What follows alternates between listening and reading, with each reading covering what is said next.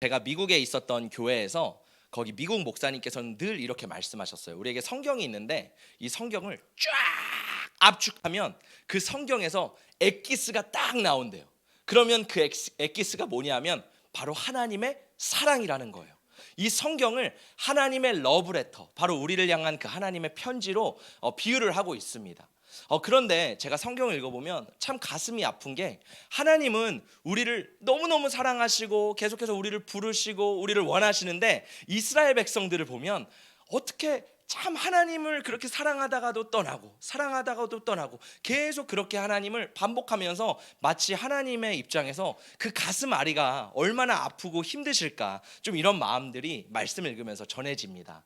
하나님이 세상을 만드시고 하나님이 사람을 너무 사랑하시고 또 자기 백성을 선택하셨죠. 그리고 그 백성에게 그 애굽에서 탈출하여서 약속의 땅으로 인도하십니다. 그리고 하나님의 마음이 얼마나 기대됐을까요? 얘들아, 내가 너희들을 젖과 꿀이 흐르는 땅으로 인도해 줄 거야. 자, 봐봐, 여기 내가 준비한 땅이 여기 있어. 이제 너희가 여기서 살 거야. 근데 이스라엘 백성들도 아마 기쁜 마음이 있었을 것 같아요. 그 마음에 이제 가나안 땅에 들어가서 정착하며 하나님을 섬깁니다. 그런데 문제는, 또 시간이 지나니까 이 이스라엘 백성들이 하나님을 떠나고 하나님을 마음에 아프게 하고 하나님의 말씀을 잊어버리고 하나님의 말씀대로 살지 않습니다. 그러면 하나님이 또 징계를 통해 이스라엘 백성들이 돌아오게 하시고, 결국 이스라엘 백성들은 그 귀한 젖과 꿀이 흐르는 땅을 떠나서 포로가 되어서 이제 바벨론에 살아가게 됩니다. 또 바벨론에 있으면서 이 이스라엘 백성들이 하나님을 계속 기억해요. 그리고 하나님의 말씀을 기억합니다. 그리고 예레미야 29장 10절의 말씀, 바벨론에서 70년이 차면 너희를 다시 예루살렘으로 돌아오게 하리라.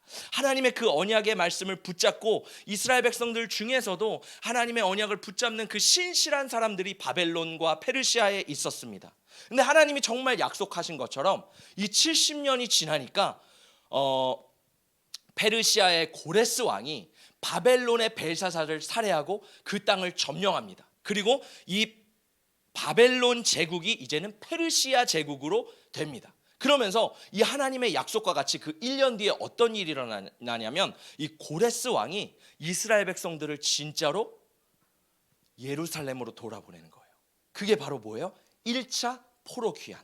그 1차 포로 귀환 때 스룹바벨과 이스라엘 백성들이 함께 예루살렘으로 돌아와서 했었던 일이 무엇일까요? 할렐루야! 바로 성전을 건축했습니다. 예루살렘에 성전이 무너져 있었어요. 하나님을 예배할 수 없었죠. 수십 년 동안 성전이 무너져 내렸는데 1차 포로 귀환, 그 수룹바벨을 통해서 성전이 건축됩니다. 그래서 그 성전의 이름을 뭐라 그래요? 수룹바벨 성전. 제2의 성전이죠. 제1의 성전은 솔로몬 성전, 제2의 성전은 수룹바벨 성전. 그래서 이 수룹바벨 성전이 세워집니다. 얼마 후에, 몇십 년 뒤에 하나님께서는 또 다른 사람, 바로 에스라를 제2차 포로 귀환으로 보내세요. 그리고 에스라와 이스라엘 백성들이 함께 다시 예루살렘으로 갑니다. 그곳에서 무슨 일이 일어났을까요? 말씀이 회복되기 시작합니다. 성전은 있었지만 이스라엘 백성들 가운데 말씀이 없었어요. 그러니까 이 말씀을 목말라 하고 말씀을 더 원하고 하나님의 말씀이 없으니까 어디로 가야 될지를 모르는 거예요. 그래서 하나님께서 이 에스라, 학자였던 에스라를 통해서 이 말씀을 세우고 말씀의 뿌리를 깊게 박게 이스라엘 백성들에게 계속해서 가르칩니다. 그리고 드디어 오늘 주인공인 느헤미야가 등장을 하게 됩니다. 또 몇 년이 지난 후에 하나님께서는 이 아닥사스다 왕이라는 사람을 통해서 이 느헤미야를 제3차 포로 귀환으로 예루살렘에 보내게 하세요. 왜냐하면 이 예루살렘에는 성전도 세워졌고 말씀도 세워졌는데, 문제는 주변에 있는 이방 국가들이 이 예루살렘을 계속 공격하는 거예요.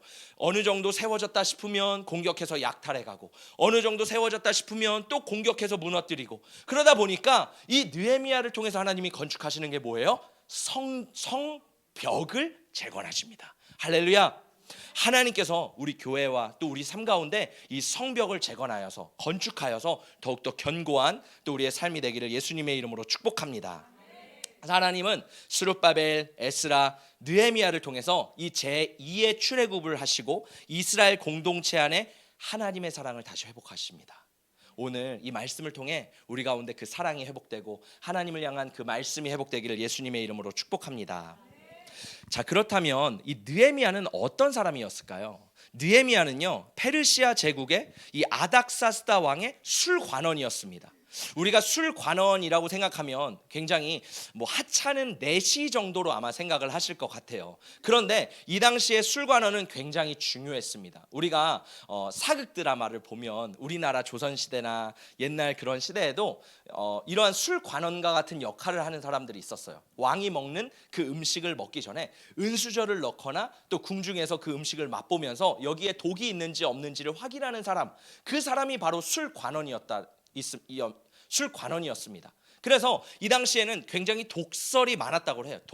독살이라 그러죠. 사람들을 독으로 죽이고 왕이 굉장히 위협에 처해 있기 때문에 이 왕은 술관원을 자기가 굉장히 신뢰하고 총애하고 믿을 수 있는 사람을 세웠다고 합니다. 그러면 이 느헤미야는 어떤 사람이에요? 왕의 총애와 신임과 모든 것을 인정받은 그 위치에 있었던 사람이었습니다. 또 이 느헤미야는 어떤 사람인고 하니, 느헤미야는요, 소수민족 포로 출신이었어요. 여러분, 이스라엘 남유다 백성들이 포로로 왔잖아요. 여전히 그들은 포로의 삶으로 살았습니다. 그런데 이 포로인데요, 이 느헤미야는요, 예루살렘에서 태어나지도 않았고 페르시아에서 태어난, 우리말로 하면 교포 2세, 3세쯤 되는 그런 사람이에요. 그러니까 이 사람은요, 예루살렘에 대해서 잘 모를 것 같아요. 왜냐하면 페르시아에서 살았기 때문에. 우리도 사실 미국에 가보면, 제가 보면은 1세들은 고향을 굉장히 그리워합니다. 우리나라 조국 대한민국을 굉장히 사랑하고 원해요. 그런데 2세가 되면 좀 그 마음이 흐려지는 것 같아요. 2세가 되면요, 정체성이 점차 옅어집니다. 그리고 우리나라에 대해서 잘 몰라요. 제가 3세를 만나봤는데, 제 친구 중에서도 이제 3세가 있는데, 그 친구들은요, 한국에 대한 정체성이 아예 없어요. 부모님이 2세니까 부모님으로부터 한국에 대한 얘기를 하나도 안 들은 거니까 한국말도 대부분 못하고 한국에 대해서도 잘 모릅니다. 이것처럼 이 느헤미야도 이방인으로서 또 소수민족으로서 그렇게 예루살렘에 대해서 잘 몰랐던 그런 사람이에요. 근데 이 느헤미야가 참 대단한 게 뭐냐면, 포로였고 그러한 소수민족이었지만 술관원의 자리에 올랐다라는 거예요.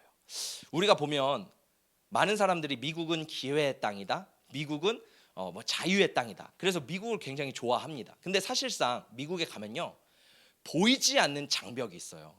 미국은 기회의 땅이라고 하지만 정말 미국 백인들의 주류 사회에 들어가기 위해서는요, 굉장히 큰 벽을 넘어야 됩니다. 느헤미야도 마찬가지였던 거예요. 느헤미야가 아무리 탁월하고 능력이 있고 뛰어난 사람이었지만 그 페르시아 제국의 주류 사회에 들어가기 위해서는 굉장히 능력과 지혜와 지식이 뛰어난 사람이었다라는 겁니다. 자, 세 번째로요, 이 느헤미야서는요, 선지자서가 아니라 역사서예요. 여러분 혹시 나중에 기회가 돼서 느헤미야서를 읽어보시게 되면요, 이 느헤미야는요, 제사장도 아니고 예언자도 아니고 선지자도 아니었습니다. 느헤미야는 그냥 평범한 사람이었어요.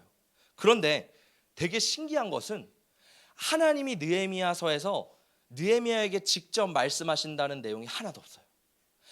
오늘 부르심 사명에 대해서 우리가 살펴보려고 하는데, 하나님이 느헤미야에게 너의 부르심은 이것이다, 너의 사명은 이것이다라고 정확하게 말씀하신 적이 한 번도 없어요. 그렇다고 느헤미야가 꿈을 꾸거나 환상을 보거나 하나님의 계시를 받은 적도 없습니다. 어떻게 이 느헤미야는 그런데 하나님의 사명을 알게 됐을까요? 어떻게 하나님 앞에 살아가야 되는지, 어떤 태도로 취해야 되는지 어떻게 알게 됐을까요? 오늘 말씀을 통해서 이 느헤미야가 하나님 앞에 어떻게 자신의 부르심을 발견하게 됐는지 우리 살펴보고, 또 우리의 삶 가운데 그 하나님을 향한 그 부르심이 회복되기를 예수님의 이름으로 축복합니다. 첫 번째로요, 우리의 관심은요, 부르심과 연결이 됩니다. 느헤미야는요, 하나님 나라에 대한 관심이 있었어요. 생각해 보세요. 느헤미야는요, 조국에 대한, 예루살렘에 대한 별로 관심이 없어도 되는 사람입니다. 성공했고요, 그 위치에 올랐고요, 풍요로웠고요, 부족함이 없는 사람이었어요. 굳이 망해가는 나라, 내 조국이지만 망해가는 나라를 별로 돌볼 필요가 없는 사람이었어요. 그런데 이 느헤미야는요, 어디에 관심이 있었대요? 예루살렘에 관심이 있었대요. 그래서 이 느헤미야는요 늘 모든 생각과 마음이 예루살렘을 향하고 있었다라는 겁니다. 우리 함께 말씀을 읽어보도록 하겠습니다. 우리 함께 2절의 말씀 함께 읽어볼게요. 시작. 내 형제들 가운데 하나인 하나니가 두어 사람과 함께 유다에서 내게 이르렀기로 내가 그 사로잡힘을 면하고 남아있는 유다와 예루살렘 사람들의 형편을 물은즉. 자 보세요. 1절은 느헤미야가 어떤 사람인지 소개하고 2절은 이제 이 스토리가 진행되는데요. 하나니라는 한 느헤미야의 형제일 수도 있고 친척일 수도 있고 가족일 수도 있어요. 여기 말씀에는 형제라고 나와 있기 때문에 어쨌든 뭐 관계가 어떻게 될지 모르겠지만 이 하나니가 예루살렘을 둘러보고 이제 옵니다. 그런데 느헤미야가 먼저 물어봐요. 예루살렘의 형편이 어떠냐?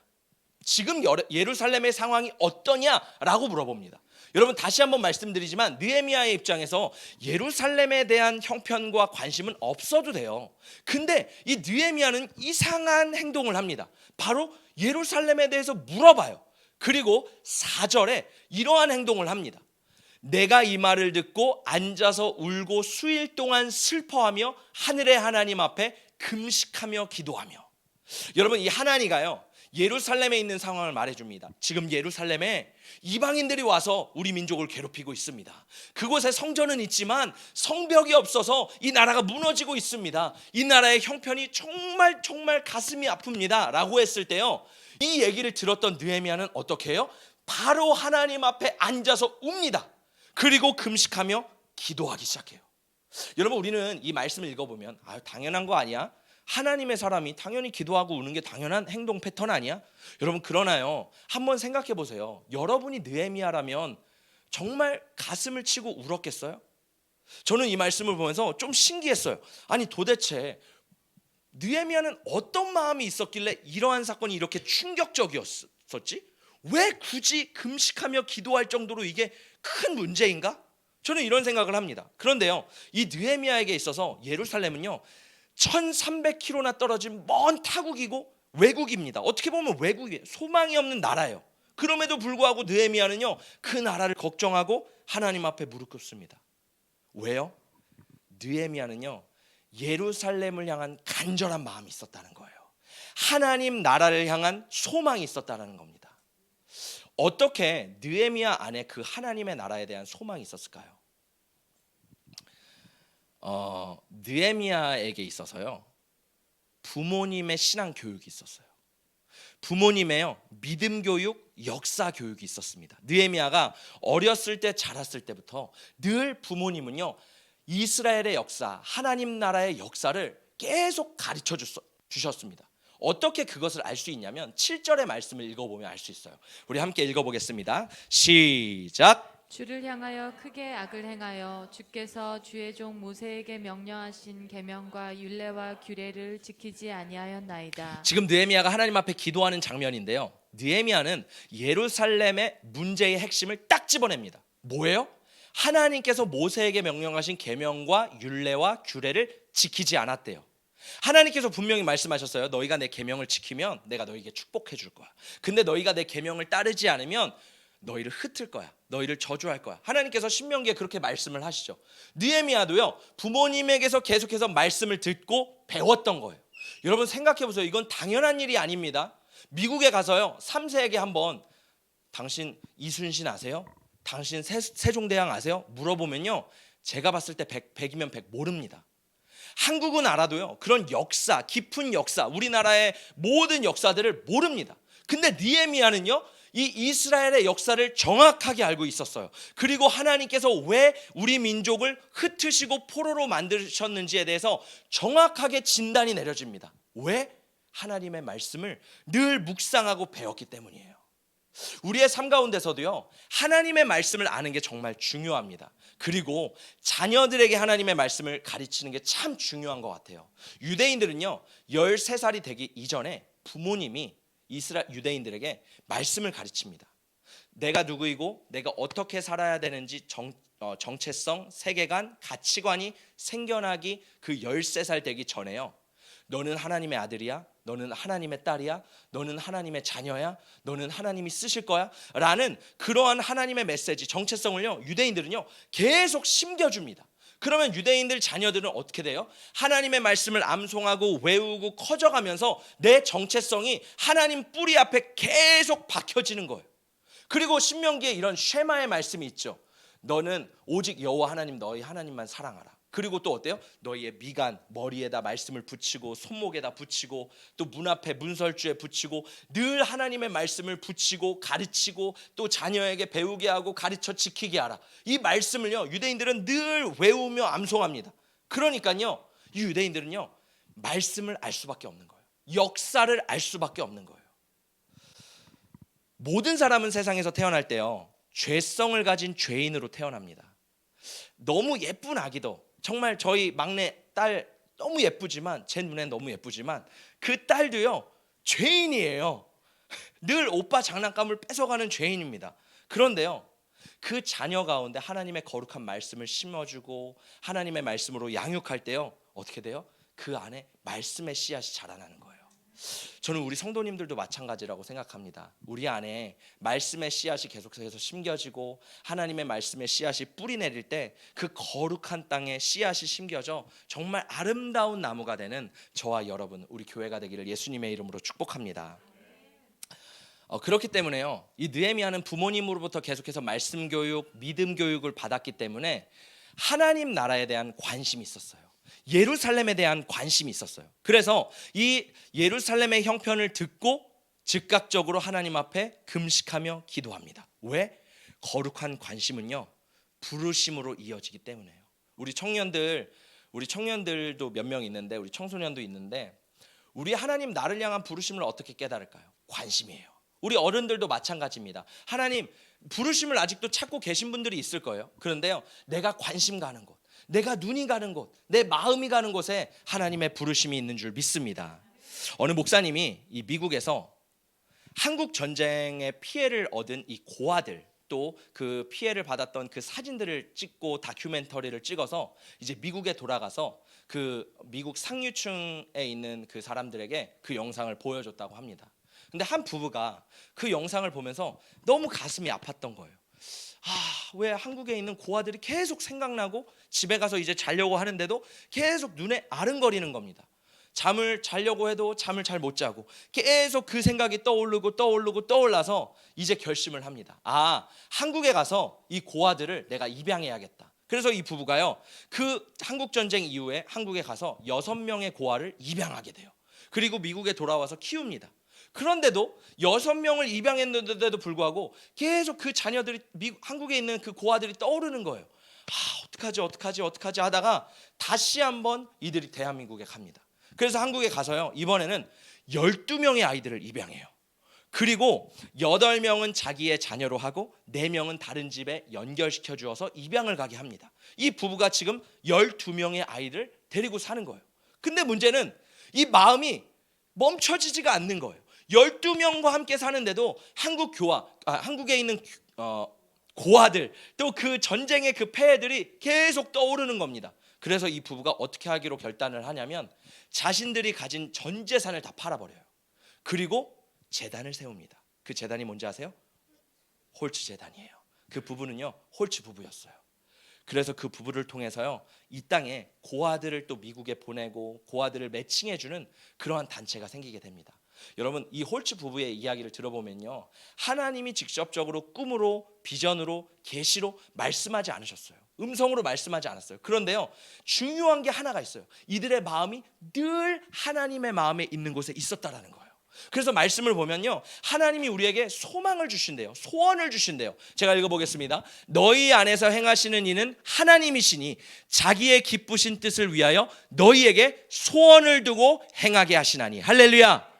우리 가운데 하나님이 뭘 주신대요? 소원을 주신대요.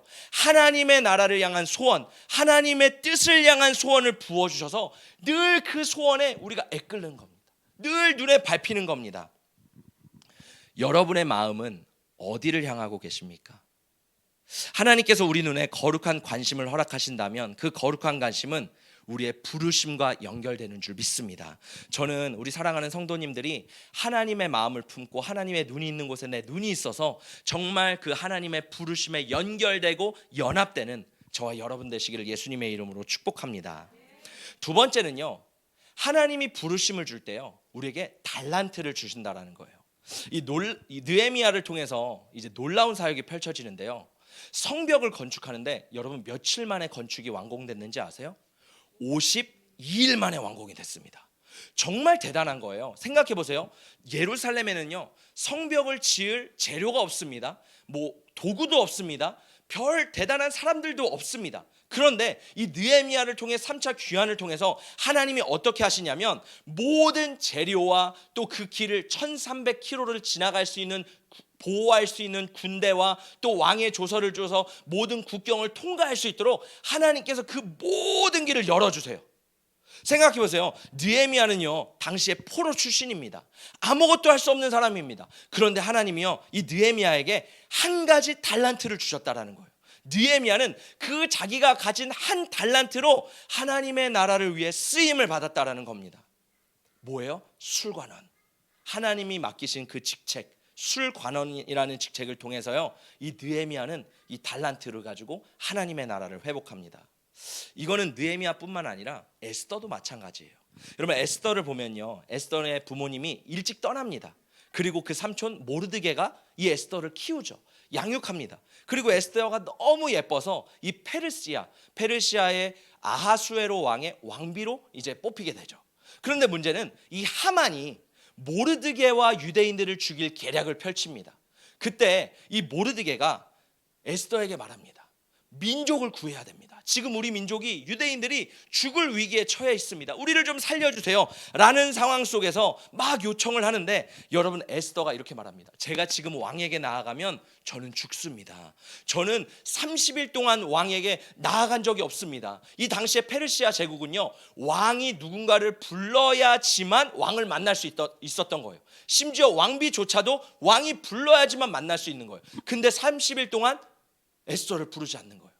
그때 이 모르드게가 에스더에게 이렇게 말합니다. 우리 함께 읽어보겠습니다. 시작. 이런 때 왕후께서 입을 다물고 계시면 유다 사람들은 다른 곳에서라도 도움을 얻어서 마침내는 구원을 받고 살아날 것이지만 왕후와 왕후의 집안은 멸망할 것입니다. 왕후께서 이처럼 왕후의 자리에 오르신 것이 바로 이런 일 때문인지를 누가 압니까? 모르드게 이렇게 말합니다.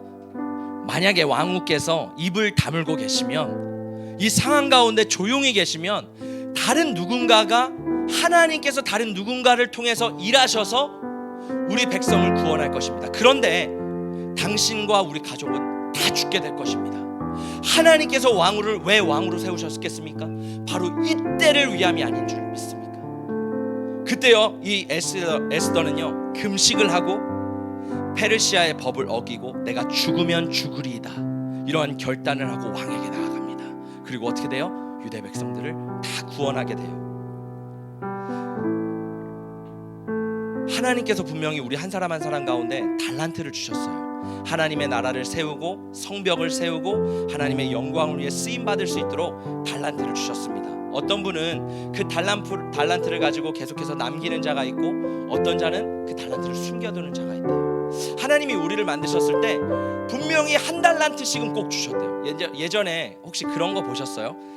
하나님이 그런 그림 보셨어요? 하나님이 사람을 만들 때 어떤 사람에게는 사랑을 2스푼 넣어주고, 얘는 좀 민감하니까 내가 기억력을 좀 감퇴할 수 있는 기억력을 조금만 주고, 또 이 사람은 기쁨을 부어주고, 그렇게 하면서 사람이 완성되잖아요. 아마 우리 한 사람 한 사람도 하나님께서 우리 사랑하는 딸에게는 사랑을 부어주고 기쁨을 부어주고 또 이런 부분들을 부어주고 또 찬양할 수 있는 은사를 부어주고 또 말씀 읽을 수 있는 은사를 부어주고 또 공동체를 하나 되게 하는 은사를 부어주고 또 세울 수 있는 은사를 부어주고, 여러 가지 은사들을 하나님께서 우리 개개인에게 부어주셨습니다.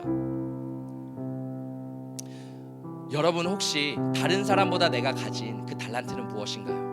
하나님은요, 여러분이 가진 그 달란트를 썩혀두는 것이 아니라 그 달란트로 느헤미야와 같이 하나님의 성벽을 재건하기를 원하시는 줄 믿습니다. 우리 마지막 말씀을 읽겠습니다. 함께 읽어보게요. 시작. 주여 구하오니 귀를 기울이사 종의 기도와 주의 이름을 경외하기를 기뻐하는 종들의 기도를 들으시고 오늘 종이 형통하여 이 사람 앞에서 은혜를 잊게 하옵소서 하였나니 그때에 내가 왕의 술관원이 되었느니라. 아멘. 이 말씀은 우리가 매주 월요일마다 느헤미야 기도를 하면서 또 암송하고 선포하는 말씀입니다. 느헤미야는 내가 술관원으로 하나님 잘 살게 해주세요, 잘 나가게 해주세요, 또 내가 그 자리를 잘 지키게 해주세요라고 기도하지 않았습니다. 왜냐하면 느헤미야에게는 부르심과 사명이 있었기 때문에요. 그래서 느헤미야는 늘 하나님 앞에 기도하며 금식하며 무엇을 생각했습니까? 하나님의 나라를 생각했습니다. 하나님의 나라의 회복을 생각했습니다. 여러분, 우리가 기도하는 내용이 무엇입니까? 저는 우리 교회가 기도할 때 물론 나의 필요도 중요합니다.